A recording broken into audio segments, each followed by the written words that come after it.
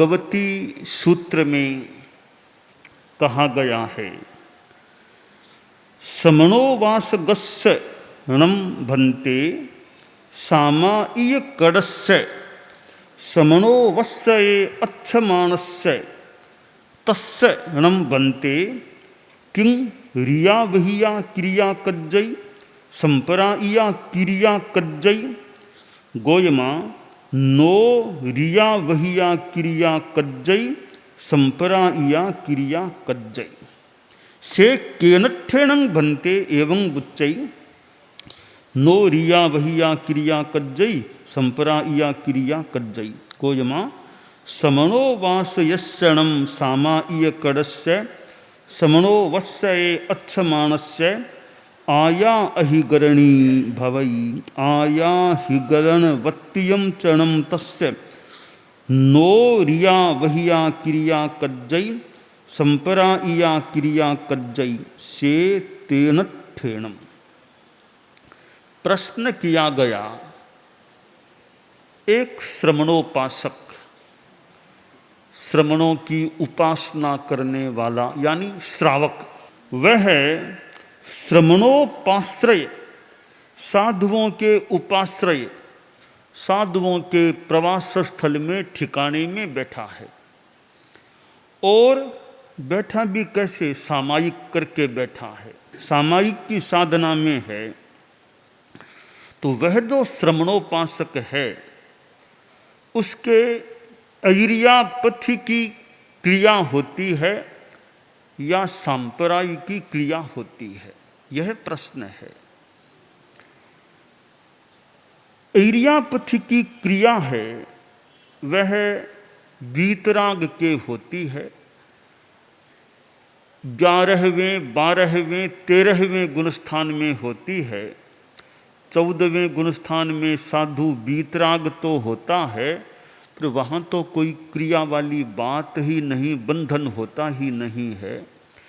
तो 3 गुणस्थानों में 11वें 12वें 13वें गुणस्थान में यह ईरियापथि की या ऐरियापथि की क्रिया होती है। यहाँ यह प्रश्न किया गया है कि वो श्रमणोपासक है, सामायिक में है, साधुओं के ठिकाने में है, उसके कौन सी क्रिया, ऐरियापथि की या सांपराई की। मन में यह भी आ सकता है, गौतम स्वामी ने किया तो यह क्या प्रश्न किया, वो तो श्रावक है, उसके क्या पूछना कि कौन सी क्रिया होती है। जब साधु के भी सांपराई की होने की बात होती है तो श्रावक के लिए ऐसा प्रश्न पूछना क्या महत्व रखता है, क्या मतलब रखता है। आगम में ये ऐरियापथि की सांपरायिकी की अनेक जगह चर्चा हुई है।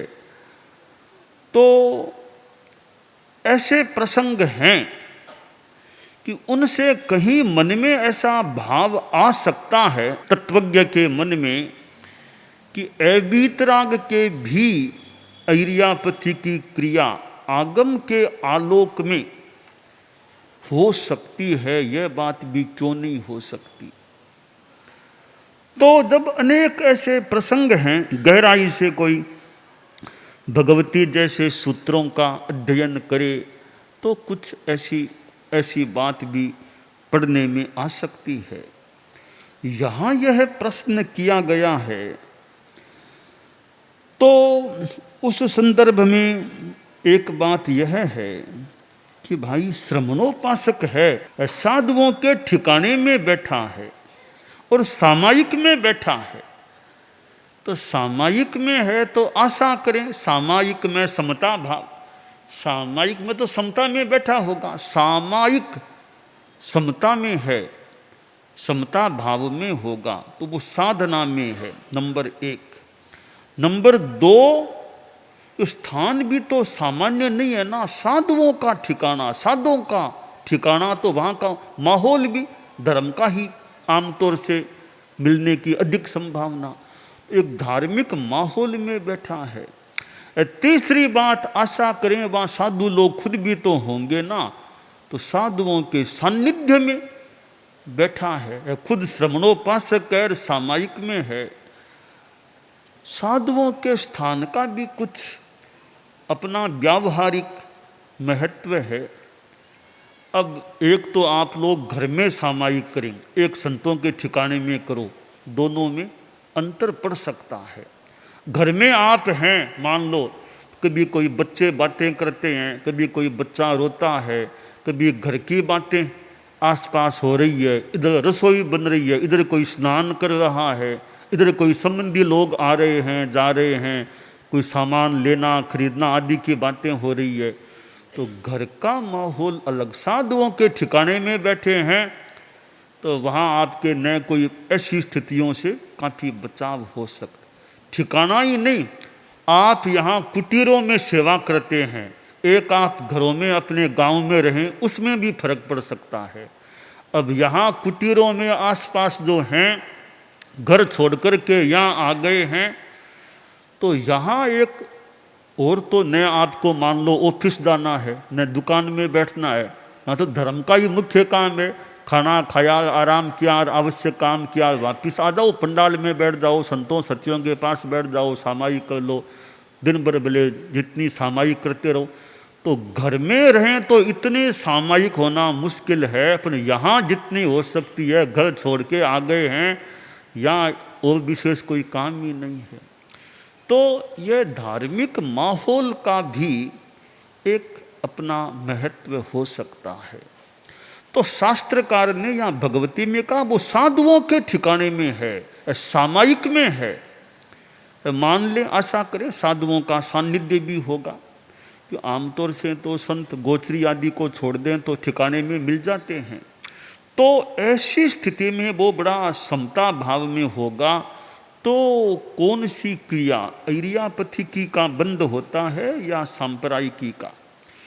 पहले से 10वें गुणस्थान तक सामान्य जो मान्यता है, सांप्रदायिकी क्रिया यानी कषाय युक्त अवस्था की क्रिया होती है।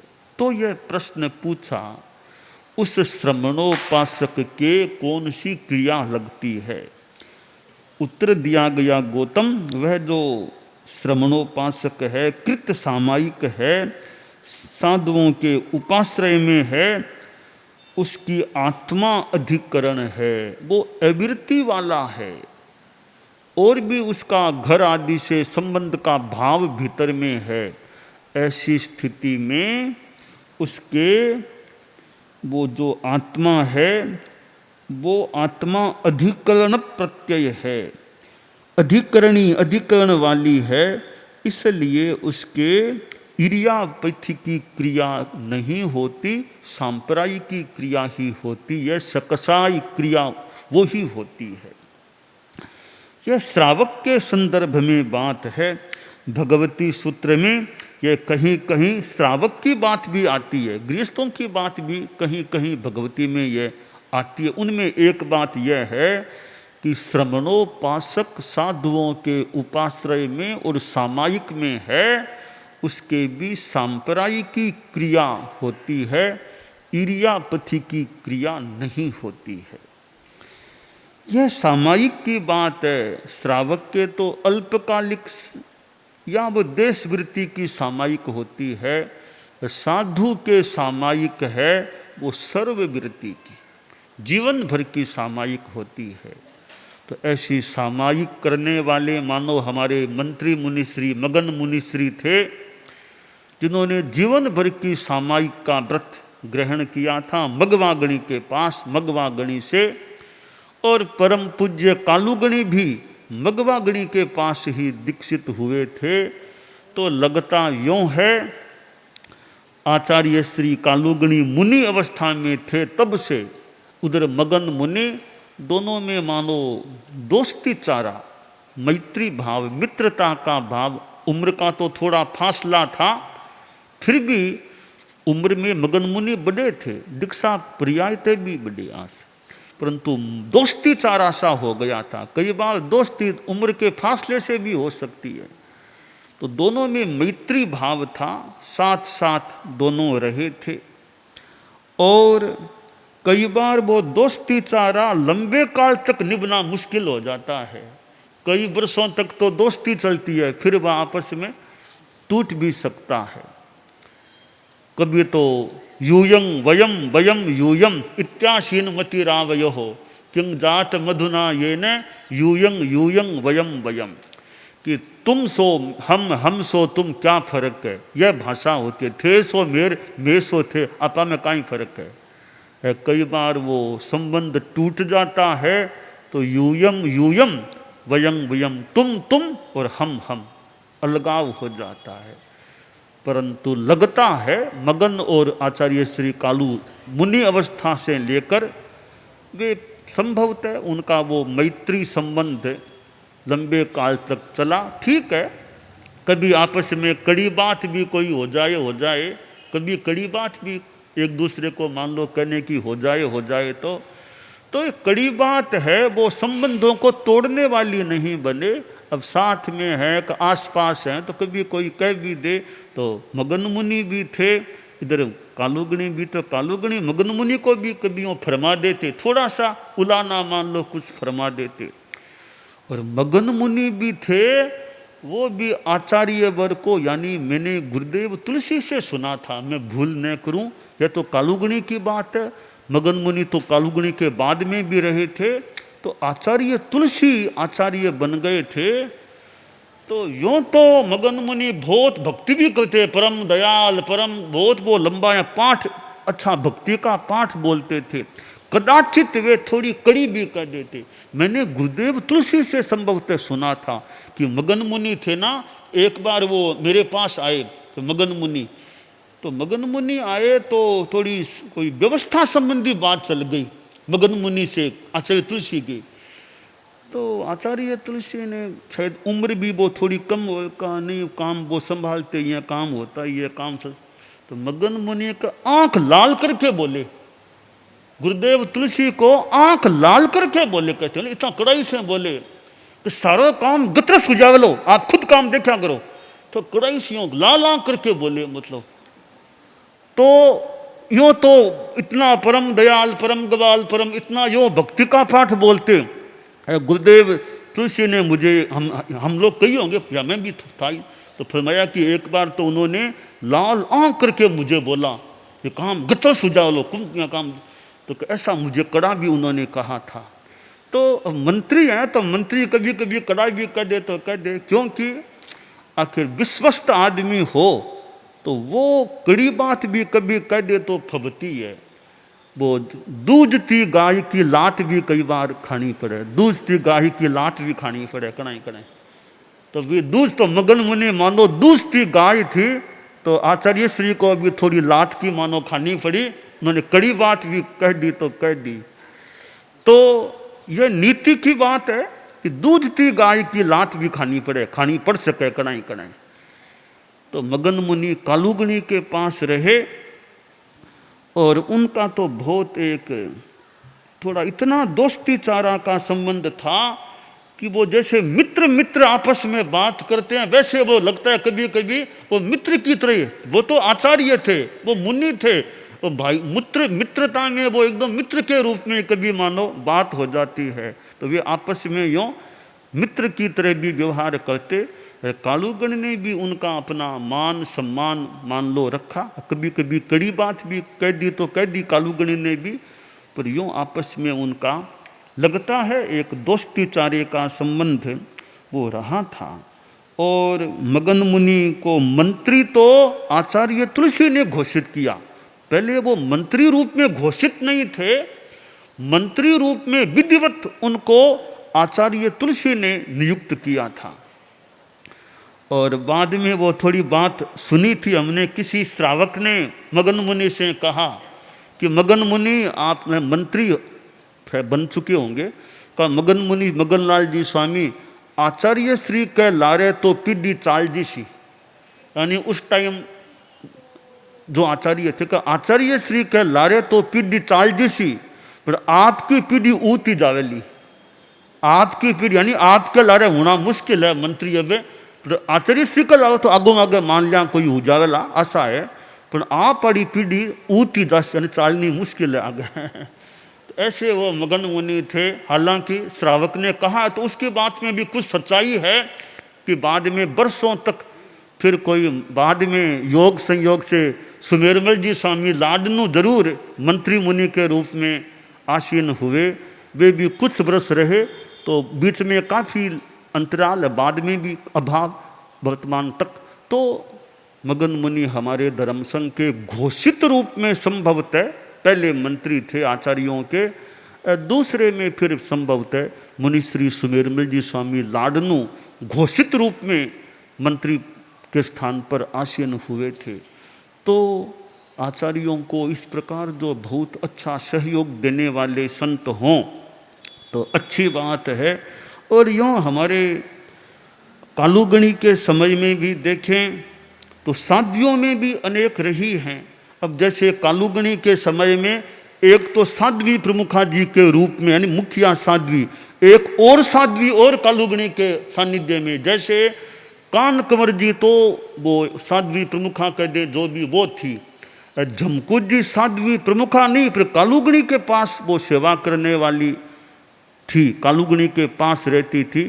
तो यूँ हमारे संघ में अनेक प्रसंग ऐसे साध्वियों में भी हैं कि कभी साध्वी प्रमुखा और एक और साध्वी आचार्यों के पास काम करने वाली ऐसी स्थितियां भी रही है, और कभी एक ही केवल साध्वी प्रमुखा मुखिया साध्वी ही रही, ऐसी भी स्थिति आई है।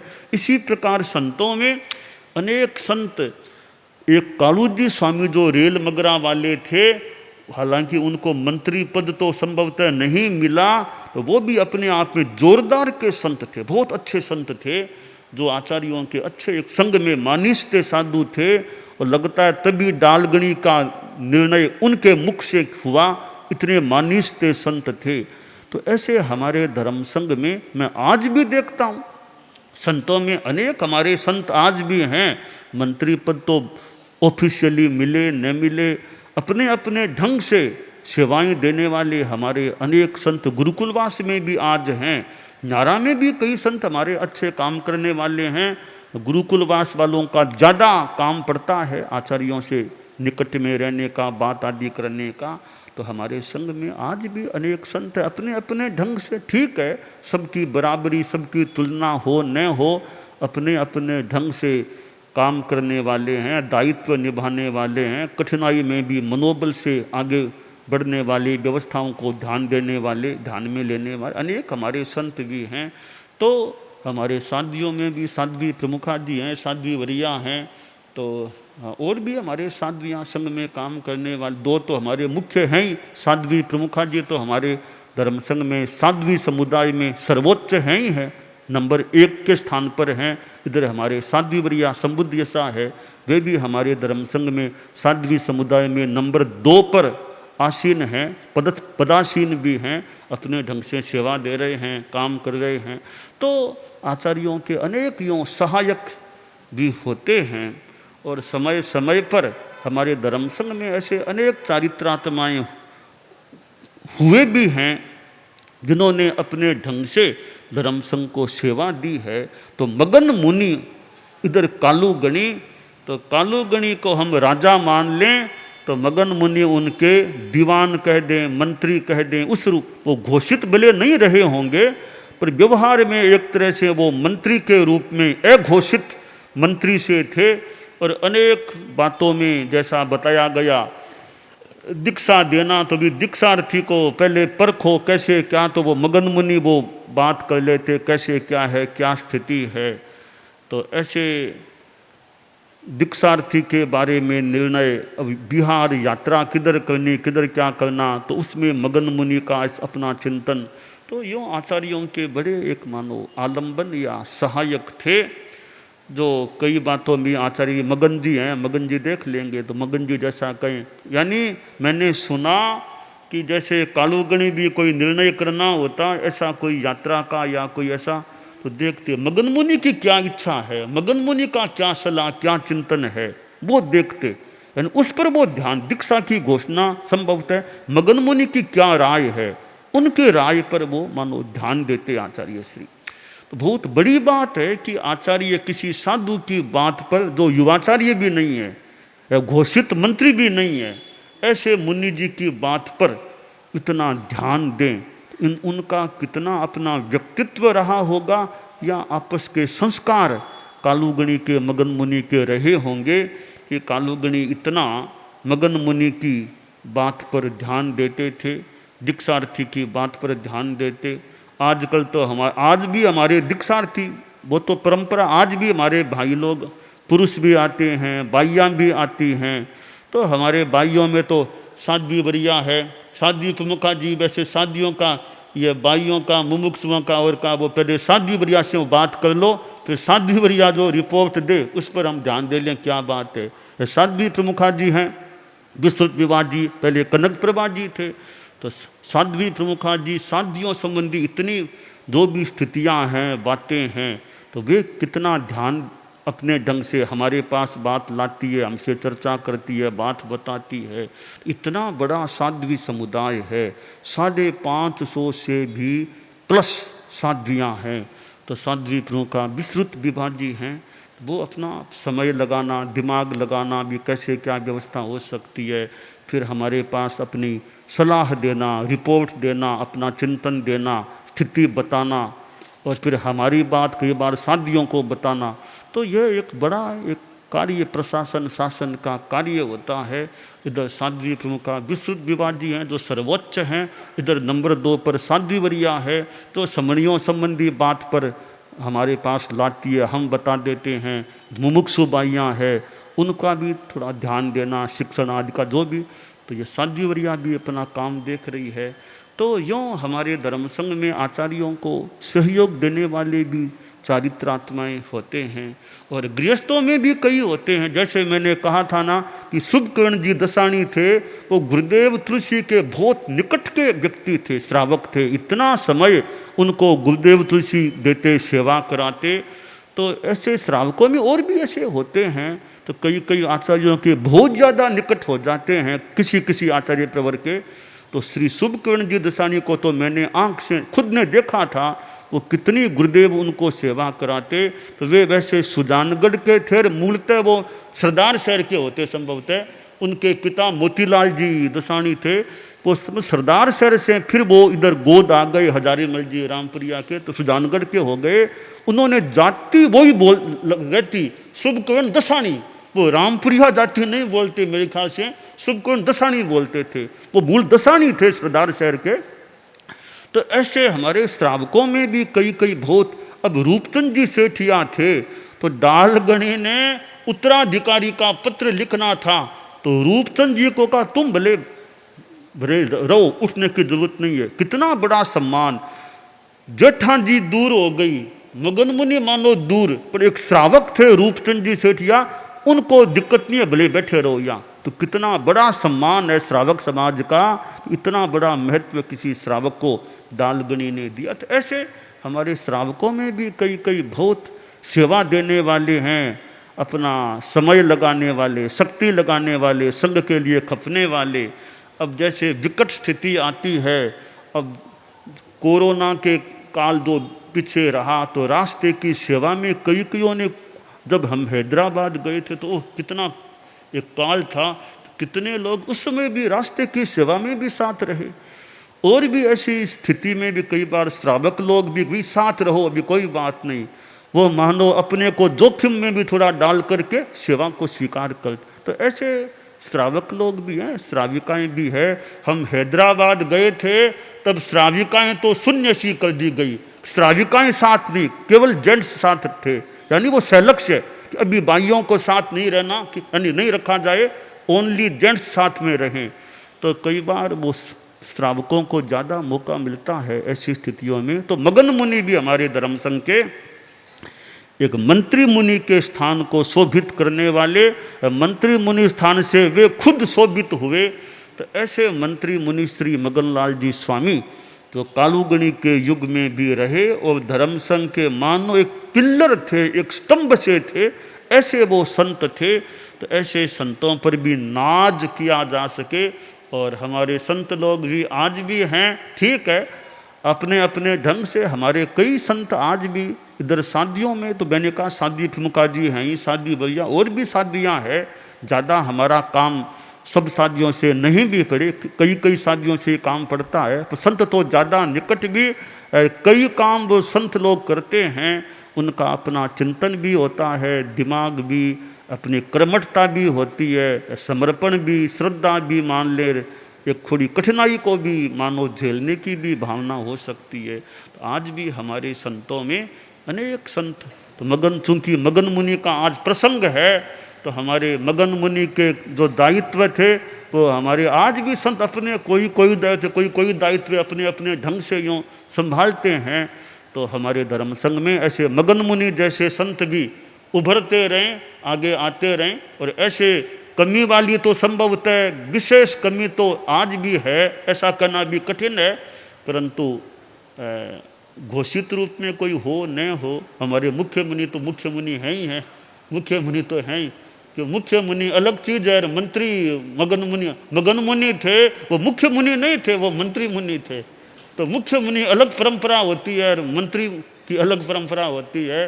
तो उन्होंने तो वो मगन मुनि अंतरंग कार्यों में पंचायती नहीं करते, कि वो परंपरा अलग है, उनकी बाह्य कार्यों तक सीमा थी, संघ के अंतरंग कार्यों में प्राय वो बीच में ऐसे नहीं आते मेरे ख्याल से, वो बाह्य रूप में ज़्यादा रहते, एक परंपरा अलग होती है। तो मगन मुनि जैसे संत भी संघ को चाहिए। हमारे संतों में मगन मुनि जैसे कुछ अंशों में तो संभवतः खोजने से आज भी मिल जाएंगे, और भी संत हमारे उभरते रहें, अच्छा काम करते रहें। दानान सेठम अभय पयाणम सच्चे सुया अणवज्जं वयंती तवे सुया उत्तम बंभचेरम लोगुत्तमे समणेनाय